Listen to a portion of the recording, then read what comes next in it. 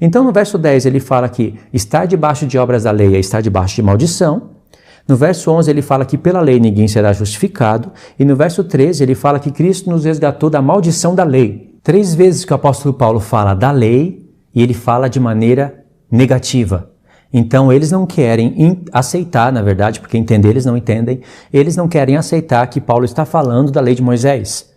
Então já tem livros escritos, o diabo sabia disso, já tem livros escritos para mostrar que o apóstolo Paulo supostamente estaria falando da lei dos homens acrescentada sobre a lei de Moisés, e aí Paulo estaria aqui varrendo as doutrinas farisaicas e deixando a lei de Moisés limpinha para as pessoas praticarem.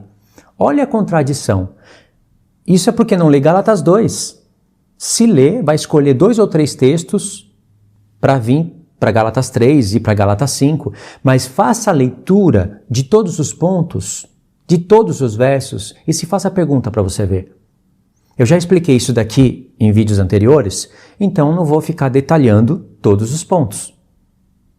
Eu só estou mostrando o que eles fazem. Aí eles vão em Gálatas 5. Aí aqui entre esses textos, eles vão colocando aqueles textos de Mateus 5, o próprio Filho de Deus falando, eu não vim para abolir a lei, eu vim para cumprir. Aí, e outros textos como esse. Aí eles vão colocando aqui e vão dando esse sentido. Aí em Gálatas 5, eles dizem assim, para a liberdade foi que Cristo nos libertou. Permanecei, pois, firmes e não vos submetais de novo a jugo de escravidão. Eu, Paulo, vos digo que, se vos deixar de circuncidar, Cristo de nada vos aproveitará. De novo testifico a todo homem que se deixa circuncidar, que está obrigado a guardar toda a lei. De Cristo vos desligastes, vós que procurais justificar-vos na lei, da graça decaíste. E todas as vezes que o apóstolo Paulo estaria falando da lei aqui, ele não estaria falando da lei de Moisés, e sim da lei de homens. Olha só como o apóstolo Paulo seria um péssimo mestre. Eu não sei como eles conseguem engolir umas coisas dessas, uma besteira dessa que vem de livros. O diabo sabia quem que ele iria enganar, né? Mas ele não engana a todos. Se o apóstolo Paulo está se referindo à lei de homens, por que ele não escreve isso, já que ele é mestre? O próprio apóstolo Paulo, ele poderia dizer assim, ó, eu vou ler o que deveria estar escrito por um bom mestre. Se a preocupação dele fosse de fato varrer as doutrinas farisaicas e deixar a lei de Moisés limpa, a lei de Deus, vou pôr até assim, a lei de Deus, da antiga aliança, então abre aspas, da antiga aliança, fecha aspas, limpa para o povo praticar. Para a liberdade foi que Cristo nos libertou. Permanecei, pois, firme e não vos submetais de novo a jugo de escravidão. Eu, Paulo, vos digo que se vos deixardes circuncidar, conforme a circuncisão não da Torá, mas a circuncisão dos fariseus acrescentadas na Torá, uma circuncisão obrigatória e imediata, isso é o que um bom apóstolo deveria escrever. De Cristo, de nada vos aproveitará. Entendeu? O que deveria estar escrito não está? Agora, se o apóstolo Paulo está varrendo circuncisão, não conforme a Torá, mas uma circuncisão que obriga os gentios a circuncidarem, que não dá tempo para eles compreenderem o que é circuncisão, se isso é assim, então os gentios deveriam se circuncidar conforme a lei de Moisés. Só que eles não entendem que nesse tempo não havia Novo Testamento escrito. Havia templo. E aquele que se circuncidar deveria ir para o templo. Eu vou no templo na Páscoa, eu vou no templo levar as primícias, no dia do Pentecoste, todos têm que estar em Jerusalém. Eu vou lá no dia do Yom Kippur. Eu sou um gentio que me achego a Deus e um homem vai me circuncidar na carne para eu ir para um templo terrestre, estar debaixo de sacrifício de animais, e isso é para que Cristo seja proveitoso. O meu sumo sacerdote está no céu, circuncidando os homens no espírito, para que eles fossem introduzidos num templo, agora na congregação de Deus, onde o Espírito está derramado, e eu ainda tenho que me submeter às coisas da antiga aliança. É isso que o apóstolo Paulo está aqui falando e está varrendo. Mas o inimigo, o diabo astuto, escreveu livros e mudou essa nota. E os indoutos, as pessoas que querem ser mestres, estão anunciando esses livros, torcendo as cartas do apóstolo Paulo e misturando as coisas aí na internet. E talvez você tenha familiares sendo enganados. Se não estão, em pouco tempo você vai ver pessoas indo para o judaísmo e você vai querer tirar elas de lá e não vai conseguir. Porque você despreza, eu estou falando você entende o que eu quero dizer, né? Você despreza esses ensinos. Então você vai ver até seus familiares indo para o judaísmo, seus amigos, e você vai tentar falar com eles e eles não vão te ouvir. Porque você despreza o ensino. Entendeu a bagunça que o diabo fez aqui? Aí no verso 3 Paulo fala: de novo testifico a todo homem que se deixa circuncidar que está obrigado a guardar toda a lei. O apóstolo Paulo então estaria falando, segundo esses judaizantes. Olha, eu testifico que todo aquele que se deixar circuncidar conforme a lei dos fariseus, vocês vão guardar toda a lei dos fariseus agora. Está obrigado a guardar tudo. E de Cristo vos desligaste, vós que procurais justificar na lei. Olha só como o apóstolo Paulo seria um mestre frajuto. Ele fala a lei, ou seja, o homem bagunça o negócio todo aqui, ele não explica que é a lei dos fariseus, que é a lei de homens, ele sempre vai usando a palavra nomos, que se fosse para o hebraico seria a palavra Torá. Aí os engraçadinhos da internet pegam esses pontos aqui e ficam falando. Quando eles não conseguem convencer, eles pegam uma Bíblia, aí vem um homem induzido pelo diabo, traduz uma Bíblia e todas as vezes que aparecem esses textos, eles aplicam palavra dentro do texto. Agora é uma Bíblia falando. Agora você tem que acreditar.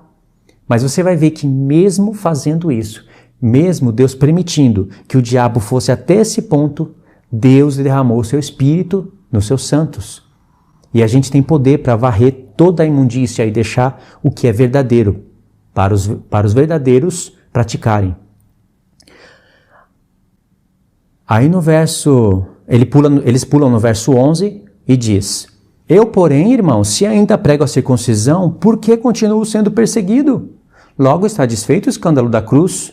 Tomara que até se mutilassem os que vos incitam à rebeldia. Aí eles falam, tá vendo? Paulo prega a circuncisão. A circuncisão que ele prega é a de Moisés. E a circuncisão que ele está falando aqui, no início, é a circuncisão dos fariseus acrescentados sobre a Torá. E você vê que o próprio mestre, o apóstolo Paulo, não está dizendo isso. Por que é tão difícil para o apóstolo Paulo escrever de uma maneira tão clara como eles estão falando? Por que é tão difícil? Porque se tivesse escrito isso, de fato, nós aceitaríamos. Não temos que obedecer à palavra de Deus. Mas não é isso que o apóstolo Paulo está falando. Agora vamos para as provas. Agora vamos para a linha do papel, aquela segunda linha, aonde tem o evangelho verdadeiro de Deus. Vamos ler Gálatas 1, do 6 ao 9, Gálatas 3, do 15 ao 18, Gálatas 5, do 1 ao 11, Gálatas 6, do 11 ao 18, e vamos até dar um pulinho em Gálatas 2. É muita coisa para eu ler. É muita coisa. O vídeo está muito grande, Luiz. Eu não suporto, você tem que falar menos. Você já viu pessoas falando isso? Quando é a verdade, elas não suportam. Aí quando é livros de homens, elas vão ler incansavelmente. Vão aplaudir doutrinas de homens. Vamos lá para Gálatas 1, do 6 ao 9. Através dessa leitura, a partir desse ponto do vídeo, tudo o que eu falei antes vai ser provado. Que o apóstolo Paulo não está querendo destruir as doutrinas dos fariseus, sendo essas as que foram acrescentadas sobre a lei de Moisés e escritas em livros, para fazer os gentios praticar, e aí ele estaria supostamente varrendo tudo isso de lado e deixando a lei de Moisés, a lei de Deus, da antiga aliança, limpinha para os gentios praticarem. Não é esse o objetivo de Paulo e nem poderia ser. Gálatas 1, verso 6. Admira-me que estejais passando tão depressa daquele que vos chamou a graça de Cristo para outro evangelho. O outro evangelho é aquele que eu falei do início do vídeo até quase agora. Isso que está sendo pregado pelo canal Ciência da Verdade, por canais judaizantes, isso é outro evangelho e isso é maldito. Não importa se falam de Jesus, não importa.